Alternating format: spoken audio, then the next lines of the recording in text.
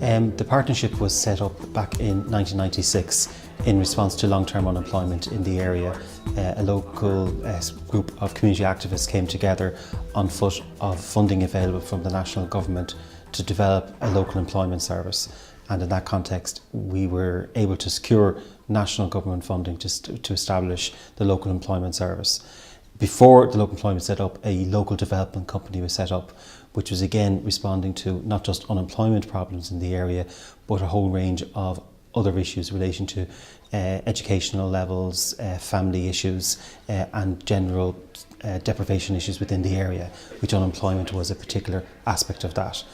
The Partnership Local Development Company operates a number of different programmes. We operate the Local and Community Development Programme, and in that programme we have 4 goals, 2 relating to community development, 1 relating to education and 1 relating to employment. And under that we run around 30 different schemes supporting the community around access to training and supporting the capacity of unemployed people to effectively represent themselves to local services so they can access local services. The other main funding stream is funding coming relation to direct employment services, and it's where the bulk of our activity is responding to unemployment using adult guidance as the model of delivery. So we have 2 major programmes, which is the Local Development Programme and the Local Employment Service.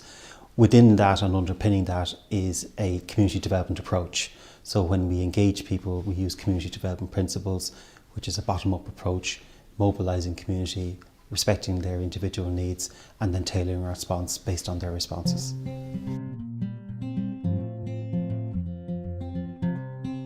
There are 23,500 people living in Ballyfermot in 5,000 households, and the partnership has a responsibility in relation to those individual households. So what we have is that we would have an engagement strategy looking at responding to areas that are most deprived within our area. So for example, Cherry Orchard, there would be 1,500 people living in Cherry Orchard. Half of those would be single parents, and what we'd be doing is we'd be putting in direct programmes into that area. So in total, we would, in terms of our local development programme, we would have around 1,000 people that we would offer individual services to, whether they're educational services or community development services. The local employment service then would activate just under 2,000 people on an annualised basis, and those would register with us or be referred by the National Employment Service.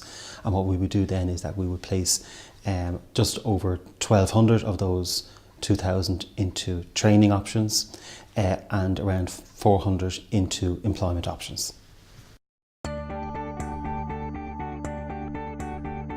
The local development company is funded under 2 main government departments, which is the Department of the Environment and the Department of Social Protection. And we apply for contracts to deliver national programmes, and then we deliver them here at a local level. And those contracts are issued on the basis of performance. We would be expected to put in a budget bid saying how many people we're going to see and how many people we're going to place into training and employment. Our public employment services are open to everybody. In terms of our vocational training, they are open to everybody. It depends on what their learning needs are and what the programmes that are available. We have some specific interventions for people who are long-term unemployed and older. One is the Community Employment Programme, and that programme addresses the needs of people who are, first of all, the first tranche would be over 35 and 3 years out of work, and the second tranche would be those between 55 and 65.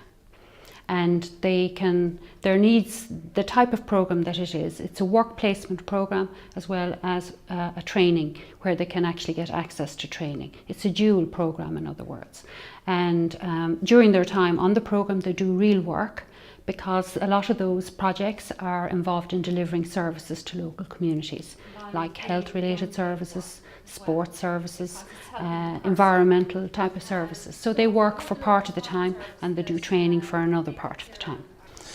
The second set of relationships is the relationships that we have with our other partners at a local level, which would be the local vocational colleges, employers, community-based organisations from the community that would offer training as well. So what we do is that we develop a set of horizontal relationships with those to support our activity.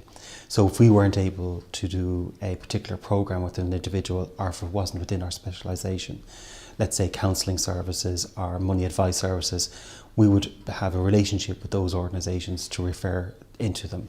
And that would happen with all the work that we do, is that the bit that we do, we will say that's our support. And then what we'll do is that we refer you out then to the other organisation, so that we ensure that the person has a holistic response to what their needs are. The most important thing for us is that we remain close to the community, that our services are based on the feedback and the needs of the local community. And the reason why we have a good reputation is because we remain close to that community that we serve. The reasons we look and develop the particular programmes is that while we take our trends from national government in relation to what they believe things need to go on, we're able to translate that national policy right into the hearts of communities.